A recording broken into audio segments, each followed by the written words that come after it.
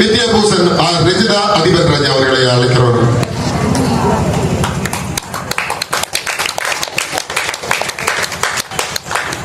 ஐந்து நகத்தனை ஆனை முகத்தனை இந்தி நிலம்பிரை போலும் ஏற்றனை நந்தி மகந்தனை ஞான கொழுந்தினை குந்தியில் வைத்தடி ஊற்றியதேனே.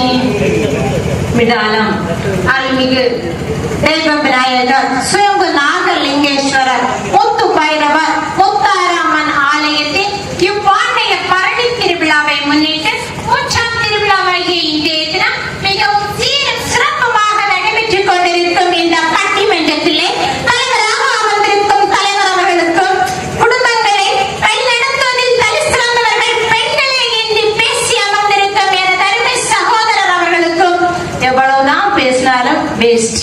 அப்படி பெஸ்ட் ஃபெலோஸாக வந்து அமர்ந்திருக்கும் எதிர்க்கட்சி நாயகர்களுக்கும் இந்நிகழ்ச்சியினை வேலையிலும் கண்டுகளித்து கொண்டிருக்கும் அத்தனை நல்லுள்ளங்களுக்கும் மனமார்ந்த முதற்கண் வணக்கங்களை தெரிந்து கொண்டு நடுவர் அவர்களே, உங்க வீட்டுல வீட்டை சிறப்பா வழி நடத்துவது யார் நடுவர் அவர்களே? நீங்கதான். உண்மைதானே? திருமணத்துக்கு முன்னாடி சிடி ஹண்ட்ரட் பைக்கில் போயிட்டிருந்த தாங்கள் தற்போது புல்லட்டில் பலம் வந்து கொண்டிருக்கிறீர்கள். அதற்கு காரணம் யார் நடுவர் அவர்களே? மனைவி ஐயோ பெண்தான் காரணம் என்பதை நினைவில் வைத்துக் கொள்ளுங்கள்.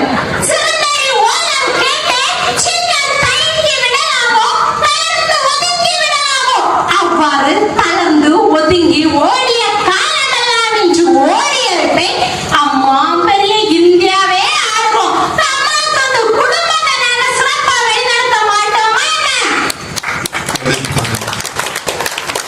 நடுவர் அவர்களே, கல்வியிலே சிறந்த மாவட்டம் எது? கன்னியாகுமரி மாவட்டம். இந்த கன்னியாகுமரி மாவட்டம் கல்வியிலே சிறந்து விளங்குவதற்கு காரணம் என்ன தெரியுமா? பூ போன்ற மென்மையான கைகளை படைத்த பல பெண்கள் இன்று கூலில் வேலை செய்து தங்களுடைய பிள்ளைகளுக்கு கட்டணம் கட்டி படிக்க வைத்து ஆளாக்கியதே காரணம் நண்பர்களே. இது போன்ற பெண்களால் மட்டுமே குடும்பத்தை சிறப்பாக வழிநடத்த முடியும். ஒரு தந்தை இருக்கிறார், ஒரு தாய் இருக்கிறார். அந்த வேளையிலே மகன் வந்து கூறுவான், நாளை கல்லூரியில் கட்டணம் கட்ட வேண்டும், கட்டணம் கட்டினால் தான் தேர்வு எழுத முடியும் என்று. தந்தை கூறுகிறான், கட்டணம் கட்டவில்லை என்றால் காலேஜுக்கும் போக வேண்டாம் நீ, தேர்வும் எழுத வேண்டாம் நீ. அம்மா என்ன சொன்னால் தெரியுமா? கல்விக்கு தெரியுமா கற்பூர வாசனை, நீ நாளைக்கு காலேஜுக்கு போலாம் மகனே, உனக்கு நான் கட்டணம் கட்டுகிறேன் என்று சொன்னதோடு மட்டுமின்றி மறுநாள் காலையிலே தினசரி எழுப்புவதற்கு 10 நிமிடங்களுக்கு முன்பே எழுப்பி காலேஜுக்கு அனுப்பி வைக்கிறாரே, அந்த அப்பாவாகிய ஆண்மகன் குடும்பத்தை சிறப்பாக வழிநடத்துவானா? இல்லை, அம்மாவாகிய பெண் குடும்பத்தை சிறப்பாக வழிநடத்துவானா? நடுவர் அவர்களே, நீங்கள் சொல்லுங்கள். கண்டிப்பாக பொண்ணுதான். 800 ரூபாய் சம்பளம் வாங்கி அதுல 400 ரூபாயில மதுபான கடையில குடுத்துட்டு வந்து ஆண் குடும்பத்தை சிறப்பா நடத்துவானா? இல்ல 200 ரூபாய் வேலை செஞ்சு 25,000 50,000 என்று நம்முடைய பிள்ளைகளுக்கு கட்டணம் கட்ட பெண் குடும்பத்தை சிறப்பாக நடத்துவார்களா? நடுவர் அவர்களே, பெண் தான் நடத்துவாள். கல்லானாலும் கணவன், புல்லானாலும் புருஷன், கஷ்டமா இருந்தாலும் கஷ்டம் என்று இஷ்டமே இல்லைனால இங்கே நாங்க வாழ்ந்துட்டு இருக்க நடுவர் அவர்களே. உண்மை.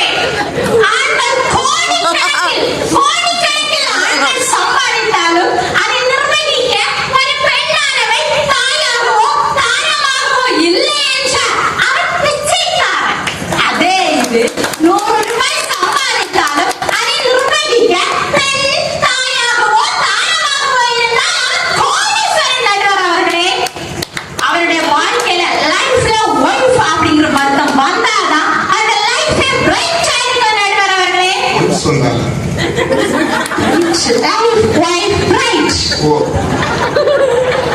நடுவர் அவர்களே, நம்ம தேசத்துடைய உயரிய பதவி எது? நடுவர் அவர்களே, ஜனாதிபதி. தேசத்தின் முதல் குடிமகனும் முதல்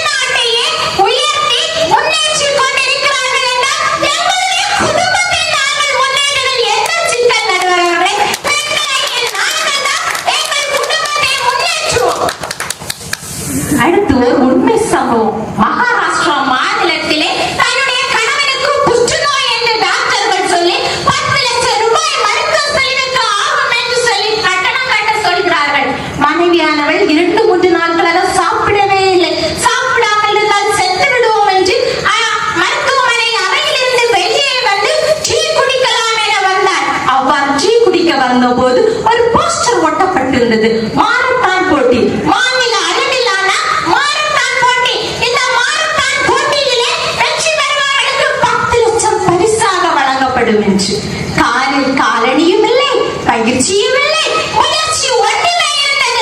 ஓடினாள் 15 கிலோமீட்டர் தூரம் மூச்சை பிடித்துக் கொண்டு ஓடி முதல் பரிசை பெற்றார். 10 லட்சத்தையும் பெற்றார்.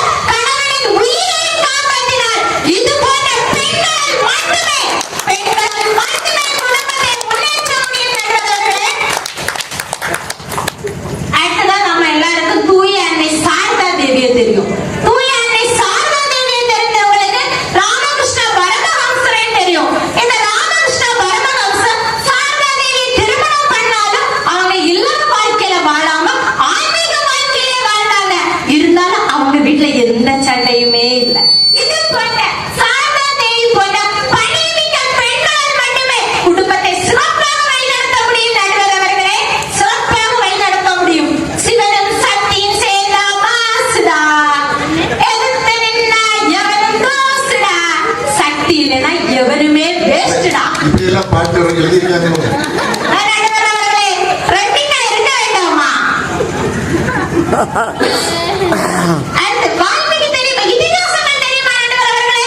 கண்டிப்பாக தெரியும். எதெல்லாம்? ராமாயணமும் மகாபாரதமும். மகாபாரதத்தை எழுதியது யார்? வியாசர். ராமாயணத்தை தந்தவர் யார்? வால்மீகி. இந்த வால்மீகி யார் என்று தெரியுமா? ஒரு திருடன். திருட்டு பயனா இந்த வால்மீகி. ரத்னாகரன் என்னும் பெயரிலே திருட்டு பயனாக இருக்கிறான். அவனை நல்லவனாக்கி ஞானியாக்கியது யார் தெரியுமா நடுவரவர்களே? அவருடைய மனைவி. இது போன்ற பெண்களால் தான் நம்முடைய குடும்பங்களை சிறப்பாக வழிநடத்த முடியும் நடுவரவர்களே, வழிநடத்த முடியும். அடுத்து நாம பொருளாதார துறைக்கு வந்துருவோம். 15 வருடங்களுக்கு முன்பு நம்ம நாட்டினுடைய பொருளாதார துறை அமைச்சர் யார் நடுவரவர்களே? சிதம்பரம். சிதம்பரம். சிதம்பரம். இப்ப நம்ம பொருளாதாரத்துறை அமைச்சர் யார்? நிர்மலா சீதாராமன் என்று பெண். 15 வருடங்களுக்கு முன்பு இந்திய பொருளாதாரம் எந்த நிலையில் இருந்தது, தற்போது இந்திய பொருளாதாரம் எந்த நிலையில் இருக்கிறது என்பதை நீங்கள் சிந்தித்து பாருங்கள். அன்று பணமடித்த விஷயையே வித்து தின்னவன் தான். ஆனால் எப்பா சிதம்பரம் இன்று 9வது இடத்தில் இருந்த இந்திய பொருளாதாரத்தை 5வது இடத்திற்கு உயர்த்தி 3வது இடத்திற்கு வந்து முதல் இடத்தை பிடிக்க துடித்துக் கொண்டிருக்கிறார். நிர்மலா சீதாராமன் போன்ற பெண்கள் மட்டுமே குடும்பங்களை தனிசிறந்த குடும்பங்களாக வழிநடத்த முடியும் நடுவரவர்களே. கண்டிப்பாக. அடுத்ததா நம்ம சாப்பிட்டுனாரு பச்சை கலர் பெயிண்ட் வாங்கினாங்களோ, சோப்பு கலர் பெயிண்ட் வாங்கினாங்களோ. சார், அழகுக்கு தான் அழகு சேர்க்க முடியும், ஆம குஞ்சுக்கெல்லாம் அழகு சேர்க்க முடியல சார். முகமாக்கிட்டாமா அழக. எங்களுடைய முதலீடு எல்லாமே நகையில, உங்களுடைய முதலீடு எல்லாமே புகையில.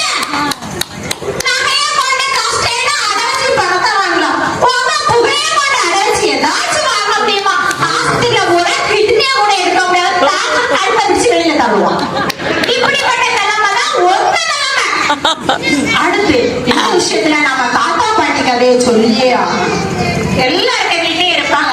பாட்டிகள் தெரியும், தாத்தாக்கள் தெரியும். தாத்தா பக்கத்துல பேரனோ பேத்திய போனா எங்கப்பா அங்க போற இங்க வராத அப்படின்னு சொல்லுவாங்க. பாட்டி என்ன சொல்லுவாங்க? பால் குடித்தியா?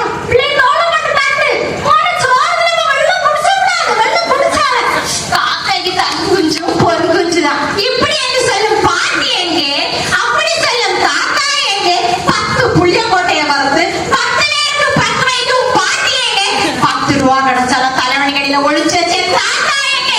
அப்ப பாட்டி போன்ற பெண்கள் குடும்பத்தை முன்னேற்றுவார்களா? தாத்தா போன்ற ஆண்கள் குடும்பத்தை முன்னேற்றுவார்களா நடுவரவர்களே?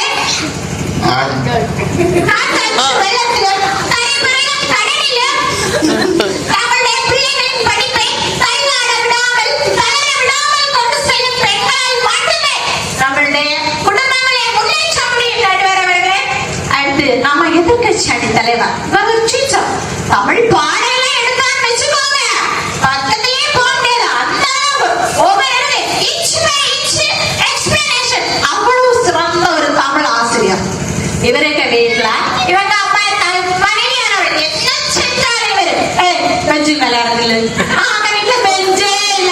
இவரு எப்ப பார்த்தாலும் பள்ளியில இருக்க நினைப்பு. அடுத்து நம்ம ஃபைனான்ஸ் மினிஸ்டர். இவர் வந்து ஒரு கனெக்டர் மாதிரி. பொண்டாட்டி வீட்டுல தபால்கார மந்திரியார் வாசல் படியை தாக்க போனா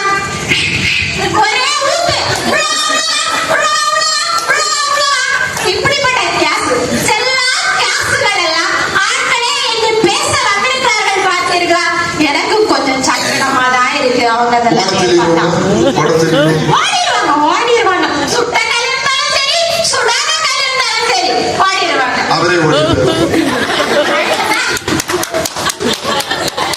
நண்பர்களே, ஆனந்த சாகரம் உதடுகள் ஒட்டாது.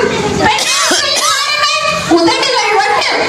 ஆனந்தா இவங்க ஒன்று அமைதியா உட்கார்ந்து குடும்பத்துல பிரச்சனையே பெருசாக்குறது இல்ல, ரொம்ப ஆடம்பரம் பண்ணி புடைய பார்க்கறது. இது ரெண்டும் தான் அவங்களுடைய வேலை.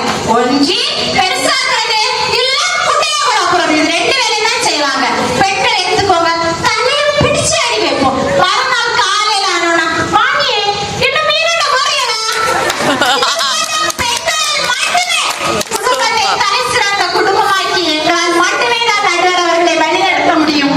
மதிகட்ட கயவரின் கூட்டத்தில் இனி இது விதியல்ல, நாம் வகுப்பதே வழி என்று சரி செய்த கயவர்களை தலக்கடிக்க செய்தால் வாழ்வில் புதுமைப்படும். அதுபோல வாழ்வில் புதுமைப்பட்டாகி எங்களால் மட்டுமே குடும்பத்தை தலை சிறந்த குடும்பங்களாக வழிநடத்த முடியும் என்று பேச வாய்ப்பு தந்த அத்துணை நல்ல உலகளுக்கு நன்றி கூறி நடுவர் அவர்களே, சீட்டி கண்டடா புல்லட்டா என்பதை மனதில் வைத்து தீர்ப்பு கூற